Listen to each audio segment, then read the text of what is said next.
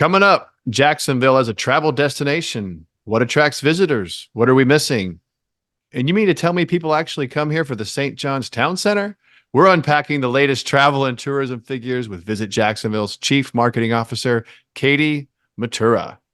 But first, a tasty musical treat from one of Jacksonville's very own Firewater Tent Revival. An eye for an eye and a tooth for your teeth. The way everyone gets a piece, yours and mine. Never gonna see it 'cause we have no eye. Hello, Jacksonvillians. I'm your host, Ian Brown. This is the Jacksonville Commercial Real Estate Show, where we bring you dynamic local entrepreneurs, deal makers, and thought leaders ready to open up, dive deep, and unpack our local commercial market so you can invest with greater confidence and accelerate your own success. This show is lovingly produced by yours truly and Yield Coach Capital. To stay up to date on events, Jacksonville market conditions, and investment opportunities, go to investwiththecoach.com, answer a couple questions, and join the team. In exchange, you'll receive 107 questions to ask a deal sponsor, so you'll be armed and dangerous when underwriting your next real estate investment. Today, I am here with Visit Jacksonville's Chief Marketing Officer, Katie Mitura. Katie, welcome to the Jacksonville Commercial Real Estate Show. Thanks. Glad to be here. Excited to have a chat. Oh, yeah. And we kind of jump right into it here, so I'm just going to hit you right out of the gates. Burning question: what is Jacksonville's biggest obstacle to becoming a top Florida travel destination? I think that's pretty simple. And anyone here at Visit Jacksonville, and probably a lot of the city and our visitors over the last few years, would tell you it's transportation and a way to get around the city. Is there an easy way to move from one place to another? I mean, right now it's jumping in an Uber to get from downtown to any of our historic neighborhoods. If we had some kind of a transportation that was easy, it would make the huge difference. But not to mention moving to the south side or even to the beach. Like if you're down here for a conference, it's not really easy to get to the beach for a couple hours even. So that is, if I could wave the magic wand, it would be transportation to move people around the city. And obviously, we're geographically largest in the nation, huge city.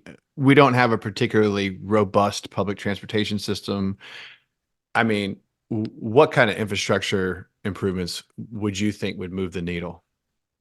You know, infrastructure and a big plan would be awesome for the future. But truthfully, some kind of back in when I first moved here in 2004, for the first few years I lived here, we even had a trolley that moved through downtown and moved people around. I think a bus looping people around the neighborhoods, some smaller transportation vehicles could be electric vehicles at this point in time. Probably still, I mean, we're not driverless quite yet. So maybe you're paying a driver on the weekends or in the evenings to do this, but it doesn't have to be huge infrastructure. It just has to be a way that is consistent and has a schedule. The river taxi is successful when it's able to move people that way, but it's just moving people back and forth to the river. It's great for moving people to games and concerts, but how are we going to be able to move someone from the Prime Osborne Convention Center or the Ritz Theater and Museum to the core, to San Marco, to Five Points? How can we easily do that? And it doesn't have to be, hundreds and hundreds of people a night, but with low investment, we could be moving, 100 people, and that would be a big difference for our visitors. Yeah, it certainly would. Tuck, I think it's called, or the Tuckin'. Yeah, go Tuckin', thing. go Tuckin'. Yep. Go Tuckin'. That goes right by I can see it, not literally at this moment, but it goes right by this window to my left. Yeah. And I think the property across the street from me was like floated up the St. Johns River and relocated. So they stop and they look at it and they photograph. Yeah. But stuff like that, I see that as a things like that, like those little neighborhood transportations where you don't want to run a large bus through there, like something kind of like eclectic and unique, like those little tuck-in three-wheel things. Absolutely. I doubt it really qualifies as public transportation, but those the pedal pub, those are pretty cool. Those are fun too. We did those as a staff outing a couple of years ago. It's a lot of fun. I got to try one. Again, it goes, Yeah. I live in Riverside right now and my office is in Riverside, and it goes right by the Tuckin' and the pedal pub. And they're always having a good time on there. Absolutely. All right. So you've worked for Visit Jacksonville for 19 years. You must have started like at age 10 from what I'm seeing. Yeah. Oh yeah, definitely. Yeah. And, you said like right there on the website, you sell Jacksonville as a destination. You sell Jacksonville for a living. Yep. what have you seen, in 19 years is a lot of perspective. So the open-ended question is like, what kind of evolution have you seen in 19 years with Jacksonville and tourism? A ridiculous evolution. I would say the most change since 2015 and 2016. We have been able to really put ourselves on the map as a destination that you should visit in the Southeast. And before that, it was kind of like, went to the Villages once, and I was working a table at a Villages trade show. And this man walked up to me and he said, "Oh, Jacksonville, that's that little town between Amelia Island and St. Augustine, right?" And I was like, "No, Jacksonville, that giant city between Amelia Island and St. Augustine." And now instead of people thinking, "Oh, St. Augustine and then maybe Jacksonville," I think a lot more people are thinking, "I'm gonna go to Jacksonville because there's things to do for a week there, and I'm gonna spend a night in St. Augustine, or I'm gonna go down there for a day trip." And so we have been able to change what people realize about what a trip means to be here, that you can spend a week here and not do everything. And I think that it definitely we consistently put forward the idea of, here are realistic things you can do when you come to Jacksonville. Yes, you can learn to surf in Jacksonville. This is a great place on the East Coast to learn to surf. Nobody's talking about that. It's a great place to golf. Yeah, exactly. It's a great place to golf. And if you want to stay in Duval County, you can golf in all the surrounding counties and do a week-long trip. And if you can golf for that long, if you want to just beach vacation with the family, it's the most affordable Florida beach destination in the state. And that's saying a lot now, because beach destinations in Florida are very expensive. So it's how do we be a little bit different than everybody else? And so we really focused on that. And I think that we were being a little too aspirational before 2012, 2013. We were putting images out there of what we thought that would sell the destination, and that wasn't Jacksonville. Jacksonville is authentically its own thing. Why were we trying to make it into what others were? And so I think that really focusing on what is special about this place has made a huge, huge difference in what people are interested in. And just to kind of play that juxtaposition game, like what were you pushing or showing or advertising then versus now? Sure. More on like the luxury side, a luxury beach destination, fancy restaurant dinner with people in jackets, like things that are not Jacksonville. And I would not want to travel to a place like that anyway. So for me, a casual place where I could just relax and have a relaxing time. And I think we were also showing, and not that this is a bad thing, but I think that we were showing older to what versus what our population is. So I think we were advertising with the mind of, late in life worker to retirees, out of home, all the people who, empty nesters.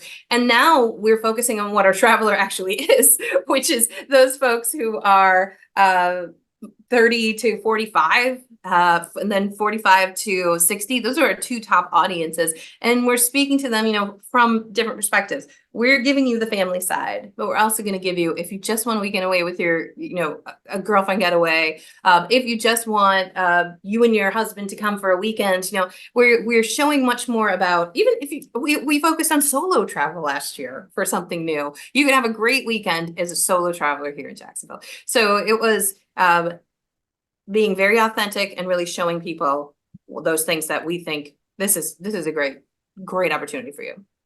Yeah, I think of Jacksonville. I think of we have our Fortune 500 headquarters, logistics hub. We have obviously the St. Johns River, 20 plus miles of beaches. Actually, don't always think of the golfing, but you're right. We have a ton of golfing nearby and in recreation. But I always think of us as as you go down the state, it gets like faster and flashier. And we're up here at the top. We kind of have a Georgia vibe in a way, and it's approachable. No one can see my air quotes right now, but approachable in air quotes, and affordable again, kind of. So it's like we're definitely a little bit less than maybe we used to be. That's okay. And it's like you said, that demographic that's coming here for things like the Jacksonville, like the Ale Trail. I think we can talk about that in a second, but it's like, we have all these great breweries. We have a top Navy retirement city and two large naval bases. We have from Blue Angels to Jazz Fest and all these events. Absolutely. These are not like flashy events. These are very like every American can come and enjoy this kind of stuff. So I can see how you'd want to change your marketing a little bit for Jacksonville versus Fort Lauderdale, Miami, West Yeah. Palm, stuff like that. So yeah. I was looking at some of you guys put out, and just so everybody knows, we're going to have link in the show notes to some of these documents and reports, but Visit Jacksonville does a great job putting out tourism and travel stats with breakdowns. But one question I wanted to ask you was about, on the hotel side. CoStar and Smith Travel, you sent me a document. They forecast for 2024 coming up that will have increasing ADR, that's average daily rate for the non-hotel people. So 2% increase, a modest, but still increase in rate. However, a 2% reduction forecasted in RevPAR, and that's because of additional supply. And for those that don't speak hotel language, that just means these extra rooms are going to make occupancy sag a little bit market wide. So the overall revenue to the hotels slightly down is the forecast for 2024. I do have a question correlated to this. Where are you seeing most of the hotel or hospitality development occurring in Jacksonville? Well, the pipeline for the city is right now it's across the board everywhere. But as with everything else that or if you do the breakdown and look at where the hotels are in the city, the development is happening in those same areas. So South Side is definitely a top place that we often see plans for the future. I think we've got 3 hotels on about 300 rooms at 3 hotels that are going to open between. And I mean, this is always like, oh yeah, it's going to open, but it's going to open in February, but really sometimes it's April. So Right. so we would be looking mostly on the south side for these fire pipelines. We've also seen development out on the west side, like Chafee Road area and the new highway out there, First Coast Highway. Like there is that's a lot of transit. So it's like an overnight truckers who are stopping there, transportation places. Those are like single night visits, but a lot of contract business with different folks, and that can fill a hotel. That helped during COVID to fill the hotels that weren't able to be there. So yeah, we the vast majority, it looks, I mean, like 6 or 7 hotels on our pipeline are on the south side out of a total of about 16. So we have had some new ones open at the beach, which is shocking because there isn't much land out there to really develop, and their rules on growing up height-wise don't prohibit a little from hotels really wanting to make too much of an investment there. Also, the hotels around the core, like down here, the idea of what's the Ambassador Hotel, Hotel Indigo, whatever it's going to end up being called, because the brand has changed and they haven't officially said what it will be. If the Laura Street Trio ever happened and that was the Autograph, that would be, those are still in the pipeline. But like the immediate hotels are like the True made a move into this market a couple of years ago. We're going to have 2 Trues by Hilton open around the city, and airport. You see development up at the airport some too, but I would say Southside Airport and a few in the downtown is the biggest areas. And on that hotel side, I already knew this, but it kind of reminded me when I looked at your stats. It's fairly shocking that the beaches enjoy not quite double, but nearly double the ADR of like the Yes. Duval average. Yes. But what's funny as I looked at your report is, I was going to ask you this as a question, but I'll just say it. So correct me if I'm wrong, the number 1 demand generator for this market is the St. John's Town Center. So that's a little misleading. Okay. It's not Set a us straight. demand. Set us straight. Yes, not a demand generator necessarily. It's the number 1 attraction that people visit while they're in Jacksonville. So it's the premise that there's multiple shopping, entertainment, restaurants. And so like when anyone travels, half of the time they're looking for where's a good restaurant we can go that we know, where's shopping for this. So yes, it is not a demand driver so much as it is the key top attraction that people visit of our attractions. If you are of the demographic of my 18-year-old daughter or any of her friends, I think it is their number 1 demand generator. I can track her location on the iPhone, and then when she gets near the town center, I can just like count down for the Venmo request. It's coming. Oh, yeah. Here comes it's coming. That's great. Yeah. But on that beaches ADR topic, what's funny is like the occupancy going back 3 years, like Duval was higher than the beach, then the beach is higher. Now they're kind of like roughly neck and neck on occupancy, strong occupancy in the low 70s, 73% to end 2022 with a Yeah, ADR of 189 in your report. That's strong performance. absolutely. I lived at the beach for a while. I have a couple of short-term rentals at the beach that I own. So I know they get great rates. Yeah. What's interesting is, I would see the coast and the coastal going back to that demand generator thing. I see that as being a big demand generator, but then you just don't have a lot of lodging. So I just assume that's why they're enjoying this, this Yes. great, but this huge ADR that the rest of the market doesn't get. Yeah, I mean, that and they can get that money because it's still less than most beach locations in the state. So because you are offering mostly oceanfront property, that's something you can get the money for. So those hoteliers know what they can charge and still make, be reasonably and fill their hotel reservations. Now, I believe it's a closed deal. I should know this before I bring it up, but let's do it anyways. Yeah. The Seahorse redevelopment Mhm. in Yep, Neptune Beach. yep. Now, am I out of line to say that's supposed to be like a beachside sister property to the downtown Four Seasons? It is. I don't think it will be at the level of a Four Seasons, but it will drastically change the type of hotel that it currently is. So Mhm. yes, owned by Iguana Investments. Is that Shad Khan's? Is that Yeah. the right? Is that the right name? Yes, owned by them. They're going to keep the lemon bar, but they are going to redo the whole hotel. When that's going to happen, I still think there's up in air when the actual big renovations of that property will happen. But yes, definitely going to be a sister property to the Four Seasons. Probably not at the level of a Four Seasons though. Okay. Um, yeah, I'm excited to see. I mean, I always was fond of the Seahorse Lemon Bar, very like Yeah, iconic. absolutely. But you know what? The sea turtle was iconic before it became One Ocean, and that's Yeah, now everyone knows that. Yeah, yeah. I sound old just absolutely. talking about that, but I remember I have an uncle that I used to surf with, and he's always like, "Let's go meet at the sea turtle, and we'll paddle out right there." Yep. And now, if you say sea turtle, it's like, well, where's that? What's Um, that? yeah, and One Ocean's probably due for its own upgrades, and Absolutely. it's going to be pushed along by this sister property right there at the Seahorse. So great. Oh, absolutely. And since we're on the topic of that little area, the Beaches Town Center, I feel like although it's not a large entertainment district, it really has gone through a nice facelift in the last like 5 to 10 years. I used to live like 10 blocks from that Beaches Town Center, Mhm. and in the days of like Caribbean Key and what was the other one? The one that's now Flying Ragtime. Iguana. Ragtime's still Oh, there. Sundog. Sundog. Yeah. Sundog, yeah. And like the scene was fun. It was like Yeah. a little bit more of a party scene, but like not quite as rowdy as like Jacksonville Beach. But I've just noticed the beaches town centers, the Neptune Atlantic Beaches Town Center Mhm.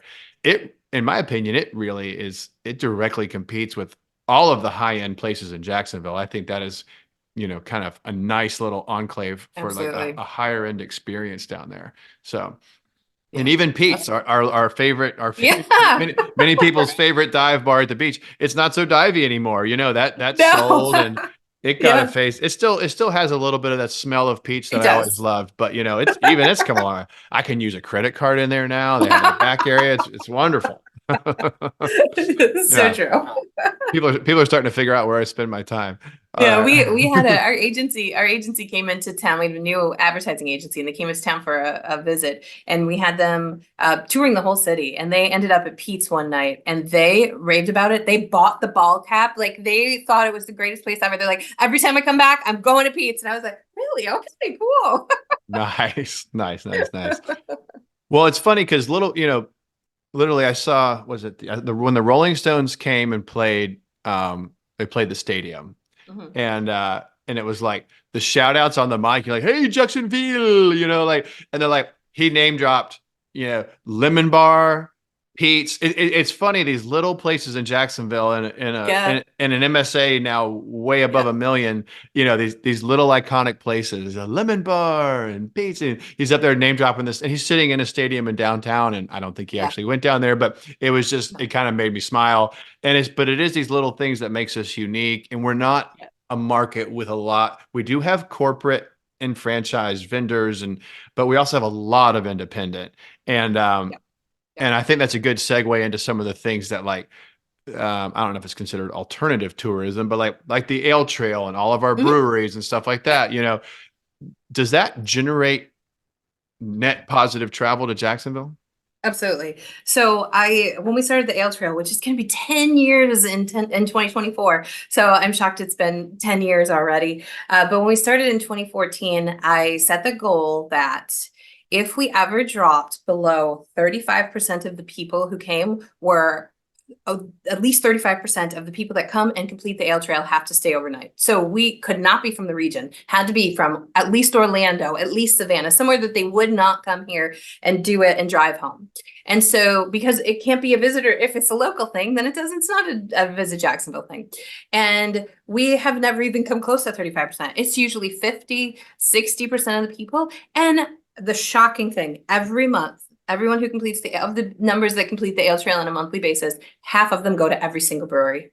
25 breweries, half of them. I'm like, how did you go to 25 breweries on your trip? And it may be, half of them are from Jacksonville. We heard this summer, or just recently, that a guy was here last summer. He brought from, I think, Ohio. He came back. He was here for a Jaguar game a couple weeks ago, maybe the Bengals game. And he finished his Ale Trail passport when he came back for the second trip. And I was like, this is exactly what we made it for. So Perfect. Yeah, that ancillary travel, especially niche marketing, when you can key into people who travel for that type of thing and give them a packaged something. Here is this is a fun gamified way of doing something really, get a stamp.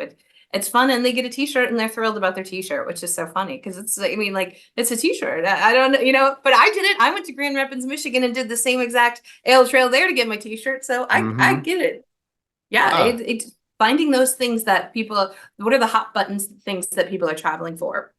And so Ale Trail now has become so standard that one, most destinations have some sort of ale or, cocktail trail. But we were the first in Florida to do it too, which was really exciting. I can't believe we beat Tampa, to tell you the truth, but That's wonderful. I know people like to joke that Jacksonville is like 10 years behind Tampa. Well, look at our Ale Trail. You're following. We beat them. We beat them. Nice. Yeah, I saw I was scrolling y'all's Instagram before you came on, and I haven't been to that new one that Grace Note. Grace Note. Okay. Yeah. How was it? I just went yesterday. It's great. It's great. They've got a great little setup there. Really like a good, seems like you'd want to go hang out with your friends and have a couple beers. Like beer was great. We really enjoyed the variety of it too. And they had maybe 12 or 15 of their own beers on tap, which is unusual for a brewery that's just a few months old. So, and it's right there in Ortega next to the Loop, that same plaza as the Loop. Yeah, right next to High Tide Burrito, between the Loop and High Tide Burrito. I was like, I didn't realize it was right here. Really not that far off the beaten path at all. No, not at all. Have to go check it out. Yeah. All right. Now, I'm pivoting a little bit on you. So when you go to pitch Northeast Florida and, and visit Jacksonville, and you guys and your organization is funded by some of the bed tax money, right? That's like completely funded by the bed tax. Completely funded by the bed tax. Yeah. So it's of utmost importance to, like you said, get people to come and stay overnight, to ring that bell for hoteliers. What I would think, and I'm just brainstorming, I would think if we could get some big conventions, some big conferences, things like that, it would really, potentially move the needle more. Is there anything holding us up from having like larger events outside of things at the stadium, like Jags games? Yeah, I mean, we have to do, we have to live within the restrictions of what the space is. What's the meeting space available to us? So we have the Hyatt Regency, which has 950 rooms and 110,000 square feet of meeting space. A lot of medium-sized conventions can fit there. That is our bread and butter. Your 200 to 350 attendee conferences fit here perfectly. Now it's the 2,000 people conferences that we might be a little tight for. And that's where you want to pull on the convention center. And our convention center is, it's a small convention center. It's a great convention center. They just redid a whole bunch of renovations over there. It's beautiful now. And it's just you're going to burst at the seams if you go too big. So you also want to make sure that when you're booking conferences that you have something that the people will be comfortable in and they'll have a memorable trip. So you don't want sometimes people will be like, oh, we can fill them in every hotel. We can put them in every hotel in downtown and this and they're like, but then you got to do transportation and then you got to figure out. So there's pros and, the pros to it and the bads to it. And some of the biggest stuff we've hosted outside of things at the stadium, we use the arena and we host the Jehovah's Witnesses every summer. And that comes on they want to come on a weekend where they can get good rates, and they use the arena and they don't use any meeting space in the hotels. So they stay at 20 something hotels, fill the arena for a long weekend, 4 days or so, usually on like 4th of July weekend. And it's a great, looking for more business like that is usually our bread and butter. We would need a bigger convention center if we really wanted to host the big stuff. Like when people talk about hosting those giant conferences, we need more meeting space to really be able to do that. And we don't want to go too far out of making sure that people would still be able to enjoy and use our facilities in the best way possible. So that is a debate we have constantly. And yes, we love a new convention center, but also there's always that debate is Jacksonville needs a lot of infrastructure stuff. So what is the best use of that right now? And how much of an impact would it have if we really did build it? Yeah. And where do we start to redline? Like if you get a solicitation or a request to help facilitate a big conference, where do you kind of feel like we can't field it? Or where do we start to redline? Yeah, it's interesting. It's usually on the meeting space or interestingly enough, the number of breakout rooms they need. So we're going to host this conference and we need a 10,000 square foot ballroom. No problem. We got that. But we need 40 breakout rooms. And then you're like, oh, okay. There's probably that's a tight for most cities. So figuring out sometimes there can be crazy requests that we lose out on because, do you have public transportation from the airport? And we'll have to say no right at the start. Or is there availability this week? It's crazy getting into this business, but it's, comparing ourselves to where we lose business from is we can't compete necessarily, and we shouldn't have to. It's not the same market as us, but Orlando and their giant convention center that's had 3 wings added on over the years. It's not the same type of destination. And so it all depends on the type of group and how many square feet. So it's a lot to ask, but the Hyatt will let you they will take you can take all of their meeting space for a conference. You can take the rooms, but it's got to be in advance and you've got to plan it. So some of the big ones, it just is a little out of what is reasonable for people to enjoy the conference and leave with a good feeling about Jacksonville. That's the tough part. Well, I'm thinking back to what you said at the beginning about like the magic wand question. And yeah, I was kind of surprised your answer was transportation, but it does make sense because you don't want to, let's say you had something that exceeds what the Hyatt can take.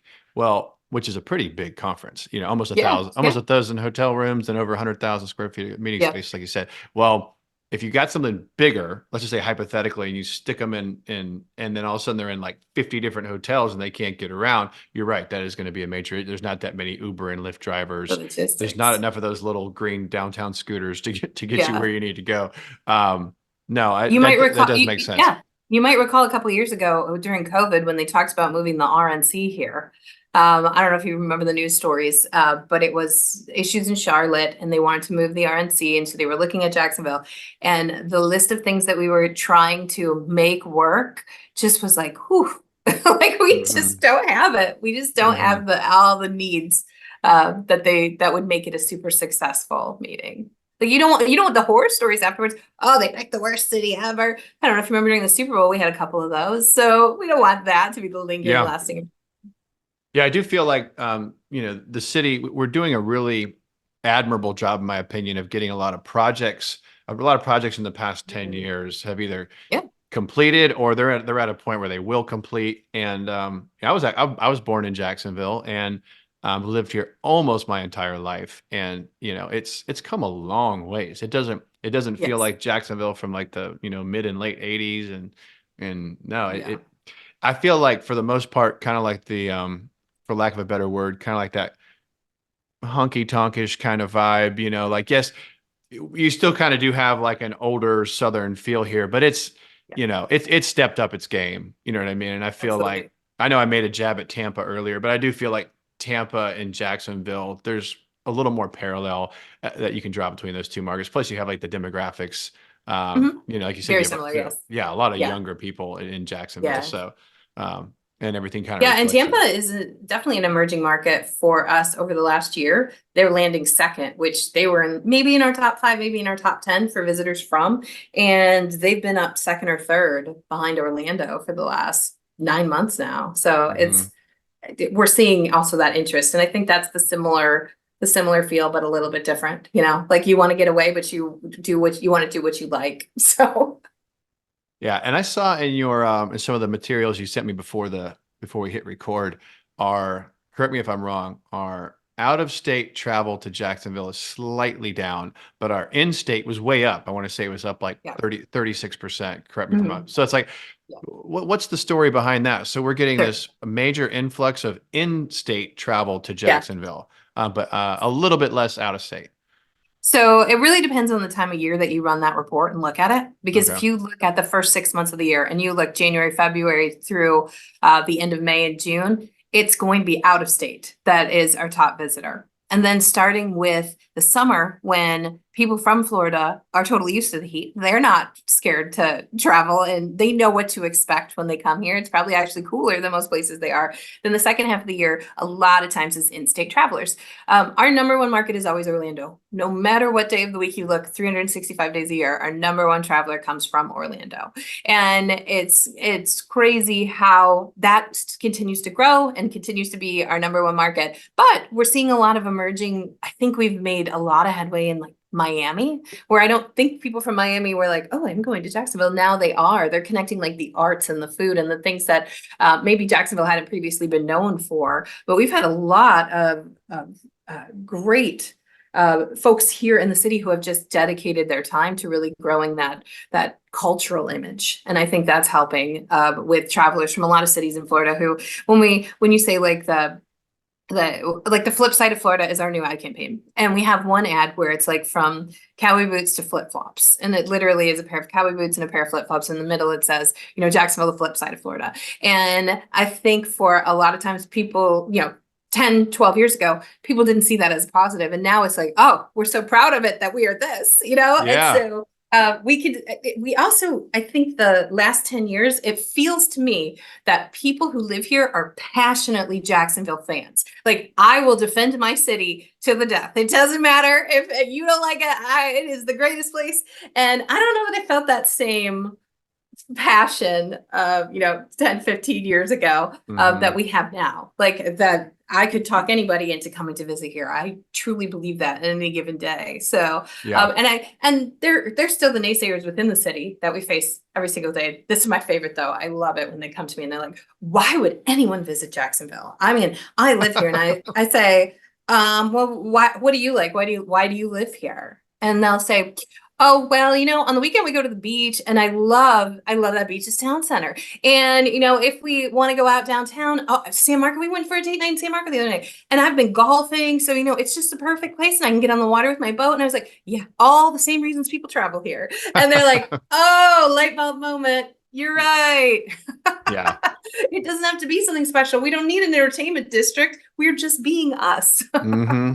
No, that's awesome. And in Jacksonville, we are geographically more isolated. We're a larger MSA in the state of Florida up here in the corner.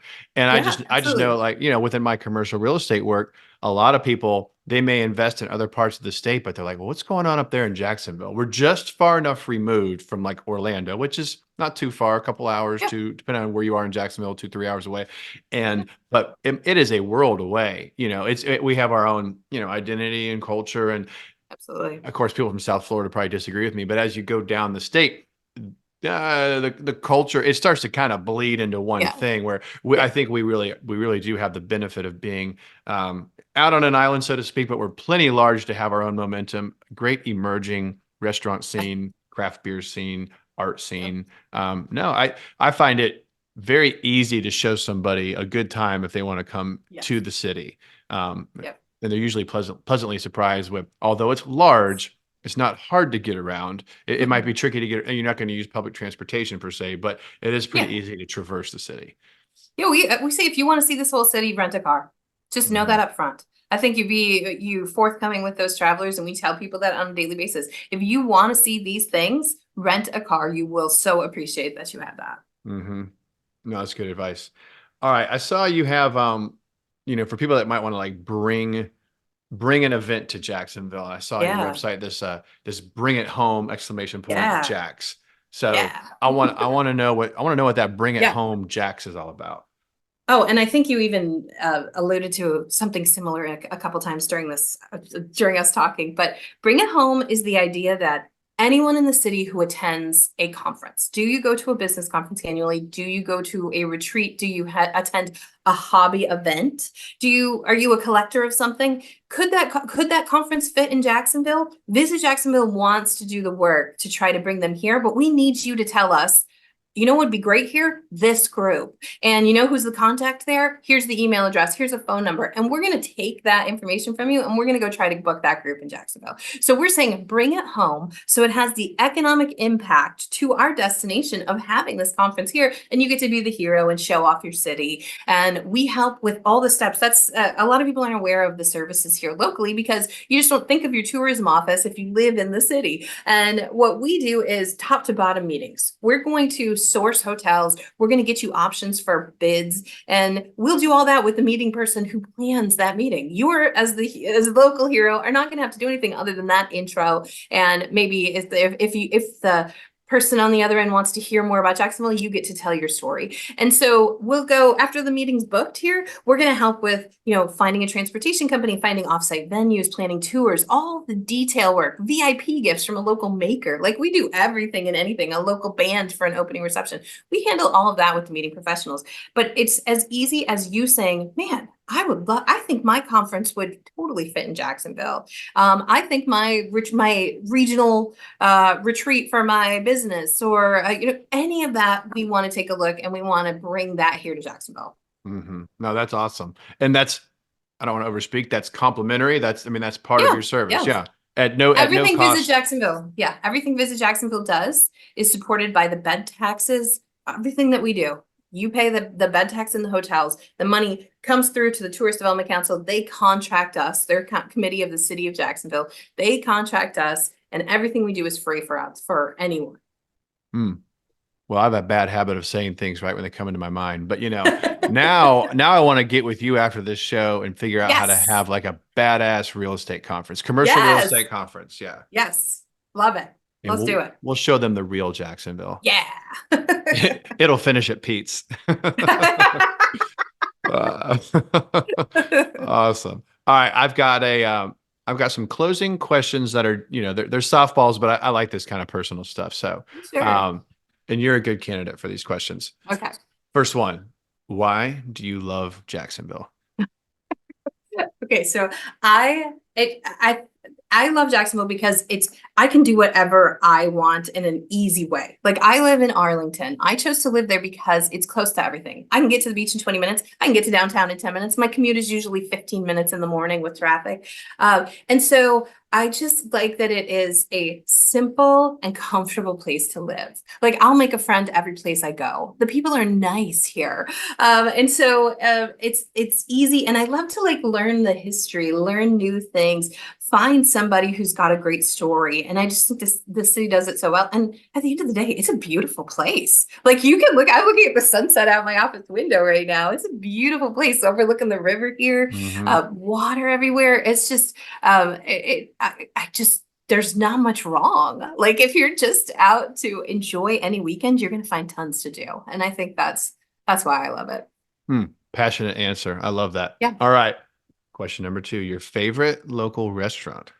Oh gosh, this is so hard because it changes from going to new places and checking them out. Let's see, what's my favorite local restaurant? Probably somewhere where I can eat seafood. I really like Southern Coast Seafood in Arlington. I don't know if anyone's been there off Monument Road. That's really good. And casual, but still a good restaurant. But probably my favorite restaurants are like BB's probably Biscotti's. BB's, the between the two of them, I love there. We just went for our team outing to 1937 Spirits and Eatery yesterday over on King in San Marco, and It was great. We had a great meal there. I love Taverna. I can't pick one. Sorry, That's too hard. I thought that'd be a tough question. I knew the first question Yeah. would be, I mean, asking you why you love Jacksonville. That's like, I mean, the softest of Yeah. softballs. But the favorite restaurant, I'm like, oh, that's gonna be hard. That's gonna be hard for Katie. All Yeah. right, yeah. I mean, 19 years at Visit Jacksonville. How can you even answer that? So, Oh my uh, gosh. all right. A local business that people should know more about. Ooh. Can you think of one? Uh, yes. So I'm gonna say a local attraction, which is a local business, but it's city owned. But I think that more people should know about the Ritz Museum and Theater in off Davis Street, Mhm. up here on the northeast side of downtown, or northwest side of downtown. Sorry, northwest side of downtown. If you don't know the story of James Weldon Johnson and his brother Rosamond Johnson and how they wrote "Lift Every Voice and Sing" and the history of African American culture here in the city, what was happening in La Villa, and all of that that's going along with a lot of what we're developing here in the city right now. I think that's just an amazing place to go and visit, and a lot of people have never been inside to hear that. Never even think to go there as a museum. So I would say that's the one I always say, hey, go see it. You probably haven't been before. Yeah.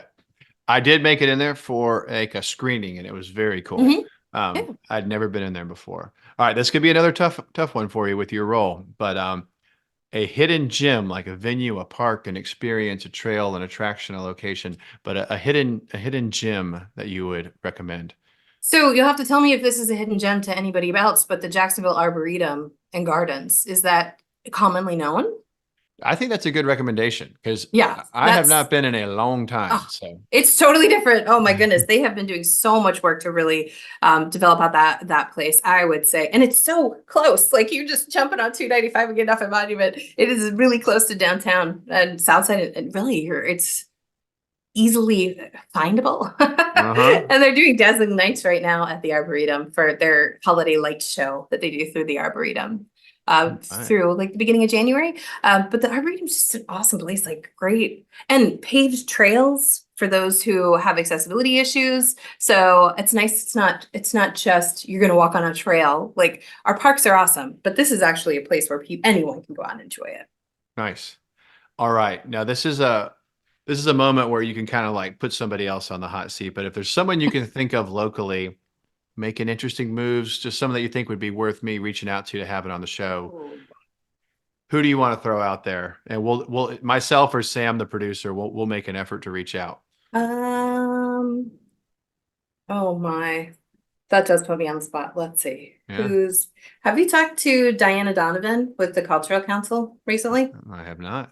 So she took over the Cultural Council probably like 3 or 4 years ago now, and she has just revamped a lot of what they're doing and helping to organize artists, which if you don't know, is not the easiest thing. It's kind of like organizing breweries. So, she would be a great person to talk to.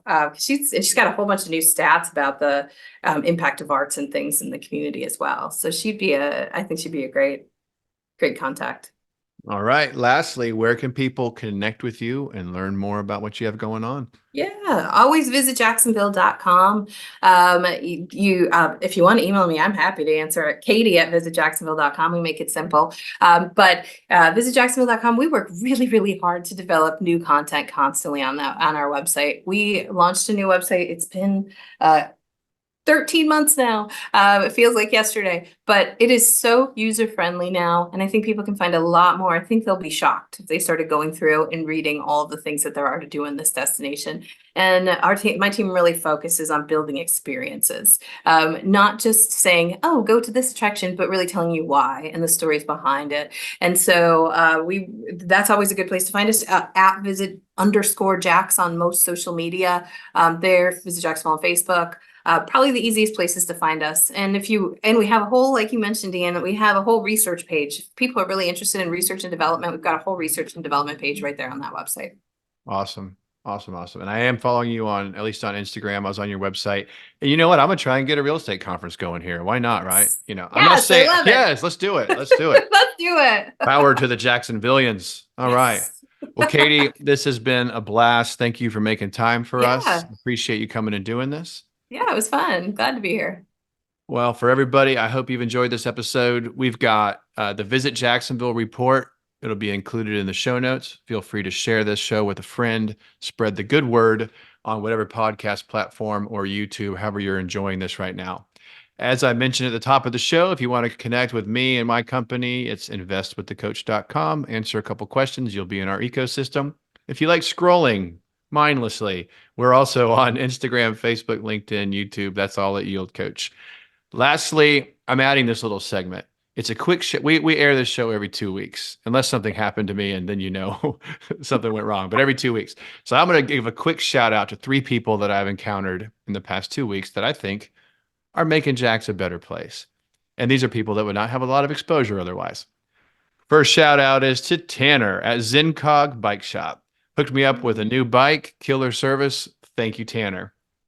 Next up, Maddie at Brewhound Dog Park. You are a beacon of managerial calm within the storm over there at Brewhound. So Maddie, thumbs up to you. And lastly, for those that are watching, I'm going to take my headphones off. I'm rocking a fresh new haircut. That is courtesy of Paula at Chop Riverside. She gave me this fly new haircut. Thank you, Paula. Keep up the good work. All wonderful people, great customer service. They have the vibe that makes Jacksonville great. So thank you. Well, guys, that's a wrap on the Jacksonville Commercial Real Estate Show. I'm your host, Ian Brown, signing off and reminding everybody to lace up and leave it all on the field. Yield Coach out.